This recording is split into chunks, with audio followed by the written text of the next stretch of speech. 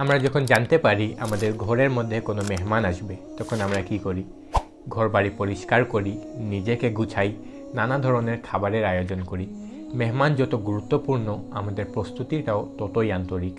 কিন্তু একবার চিন্তা করুন, এমন এক মেহমান যে আসছে আমাদের জীবন পরিবর্তন করিয়ে দেওয়ার জন্য, রবের সাথে আমাদের সম্পর্ককে আরও দৃঢ় করিয়ে দেওয়ার জন্য, আমাদের গুনাহগুলোকে ক্ষমা করিয়ে দেওয়ার জন্য। তার জন্য কেমন প্রস্তুতি নেওয়া উচিত? হ্যাঁ, আমি কথা বলছি রমজানুল মুবারকের ব্যাপারে। রমজান এমন এক বরকতময় মাস, যে মাসের মধ্যে আল্লাহ সুবহানাহু ওয়া তাআলা নফলের সওয়াবকে ফরজের সমপরিমাণ করে দেন, ফরজের সওয়াবকে 70 গুণ বৃদ্ধি করে দেন। জান্নাতের দরজাসমূহ খুলে দেওয়া হয় এবং জাহান্নামের দরজাসমূহ বন্ধ করে দেওয়া হয়, এবং আমাদের সব থেকে বড় শত্রু শয়তানকে শিকলবন্দি করে দেওয়া হয়। এত সব সুযোগ থাকার পরেও যে ব্যক্তি এই রমজান মাসের মধ্যে নিজের গুনাহ ক্ষমা করাইতে পারল না, স্বয়ং রাসূলুল্লাহ সাল্লাল্লাহু তাআলা আলাইহি ওয়াসাল্লাম সেই ব্যক্তির জন্য ধ্বংসের দোয়া করেছেন। আল্লাহু আকবার। এরপরেও অত্যন্ত দুঃখের বিষয় হলো, আমরা অনেকেই এই পবিত্র রমজান মাসকেও গুনাহের মধ্যে কাটিয়ে দেই। এর মূল কারণ হলো, সারা বছর ধরে গুনাহ করার যে একটি অভ্যাস আমাদের ভিতর তৈরি হয়ে গেছে, রমজান মাস এলেও হঠাৎ করে তা ছেড়ে দেওয়া আমাদের পক্ষে সম্ভব হয় না, যার কারণে রমজানের পবিত্র পরিবেশেও আমরা গুনাহের মধ্যে লিপ্ত হয়ে যাই। এ কারণেই রমজানে গুনাহ থেকে বাঁচতে হলে আমাদেরকে রমজান আসার আগ থেকেই তার জন্য প্রস্তুতি গ্রহণ করা শুরু করে দিতে হবে। মনে রাখবেন, পরিবর্তন হঠাৎ আসে না, পরিবর্তন আসে ধীরে ধীরে চেষ্টা ও প্রস্তুতির মাধ্যমে। এ কারণেই রাসূলুল্লাহ সাল্লাল্লাহু তাআলা আলাইহি ওয়াসাল্লাম এবং সাহাবায়ে কেরামগণ রমজানের 2 মাস আগে থেকেই তার জন্য প্রস্তুতি গ্রহণ করা শুরু করে দিতেন। বিশেষ করে রজব মাস থেকেই তারা বেশি বেশি এই দোয়াটি পাঠ করতেন, আল্লাহুম্মা বারিক লানা ফি রজব ওয়া শাবান ওয়া বাল্লিগনা রমাদান। হে আল্লাহ, আমাদেরকে রজব এবং শাবান মাসের বরকত দান করো এবং আমাদেরকে রমজান মাস পর্যন্ত পৌঁছে দাও। এখন প্রশ্ন হলো, এই রমজান মাসে আমরা কি কি প্রস্তুতি গ্রহণ করব? সর্বপ্রথম, এই রমজান মাসের মধ্যে আমাদেরকে যে বিষয়টি সব থেকে বেশি গুরুত্ব দিতে হবে তা হলো নামাজ। 5 ওয়াক্ত ফরজ নামাজ যেন আমরা জামাত সহকারে আদায় করতে পারি, এ বিষয়ে সর্বোচ্চ চেষ্টা করতে হবে। কোনো জামাতই যেন আমাদের ছুটে না যায়, এ বিষয়ে সতর্ক হতে হবে। এবং 5 ওয়াক্ত ফরজ নামাজের পাশাপাশি নফল নামাজসমূহ, যেমন ইশরাক, চাশ, আওয়াবিন এবং বিশেষ করে তাহাজ্জুদের নামাজের প্রতি অধিক যত্নবান হতে হবে। কারণ রমজান মাসে তাহাজ্জুদের নামাজ আদায় করা অন্য সকল মাসের তুলনায় অনেক বেশি সহজ। রমজান মাসে মানুষ সেহরি খাওয়ার জন্য ঘুম থেকে উঠে থাকে, তাই চাইলে সেহরি খাওয়ার পূর্বেই তাহাজ্জুদের নামাজ আদায় করে নেওয়া যায়।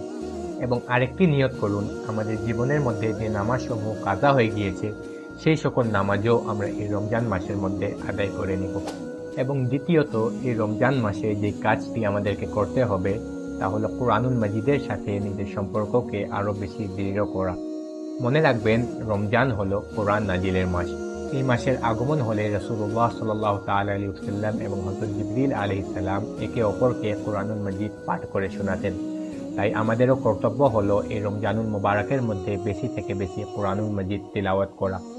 নিয়ত করুন, কমপক্ষে 1 খতম কুরআনুল মাজিদ এই রমজানের মধ্যে তিলাওয়াত করবেন, এবং সম্ভব হলে অর্থ বুঝে তিলাওয়াত করার চেষ্টা করুন।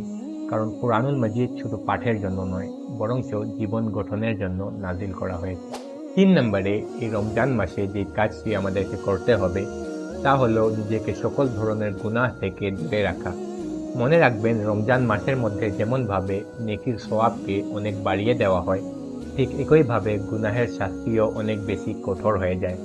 এ কারণেই রমজান মাসের আগমন হলে আউলিয়ায়ে কেরামগণ অনেক বেশি সতর্ক হয়ে যেতেন, যাতে তাদের থেকে কোনো ধরনের গুনাহ না হয়ে যায়।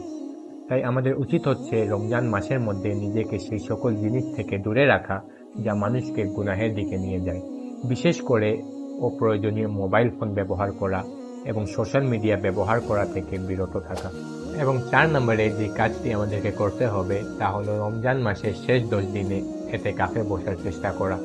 কারণ দেখা যায় আমরা সকলেই রমজান মাসের শুরুর দিকে বেশ উৎসাহ নিয়ে তাওবা করে ইবাদতে মনোযোগী হই, কিন্তু ধীরে ধীরে রমজান মাসের শেষের দিকে আমরা দুনিয়াবি কাজ কারবার, ব্যবসা বাণিজ্য এবং ঈদের কেনাকাটায় ব্যস্ত হয়ে যাই, যার কারণে ইবাদত থেকে দূরে সরে গিয়ে আমরা গুনাহের মধ্যে লিপ্ত হয়ে যাই। কোনো ব্যক্তি যদি এই সময় এতেকাফের মধ্যে বসে, তবে সে নিজেকে সকল ধরনের গুনাহ থেকে বিরত রেখে একাগ্রতার সাথে আল্লাহ সুবহানাহু ওয়া তাআলার ইবাদত করতে পারবে। এবং এতেকাফে বসার আরেকটি বড় ফজিলত হচ্ছে, কোনো ব্যক্তি যদি এতেকাফে বসে তাহলে সে শবে কদর পেয়ে যাবে। কারণ রাসূল করিম সাল্লাল্লাহু তাআলা আলাইহি ওয়াসাল্লাম ইরশাদ করেছেন, তোমরা রমজান মাসের শেষ 10 দিনের বিজোড় রাত্রিতে শবে কদর তালাশ করো, এবং শবে কদরের একটি রাত 1000 বছরের চেয়ে উত্তম। সুতরাং আসুন আমরা এই রমজানকে ইবাদত, তাওবা এবং আল্লাহ ও তার রাসূল সাল্লাল্লাহু তাআলা আলাইহি ওয়াসাল্লামের পূর্ণ আনুগত্যের মাধ্যমে অতিবাহিত করি, যাতে আমরা প্রকৃতপক্ষে দুনিয়া ও আখিরাতের সফলতা অর্জন করতে পারি।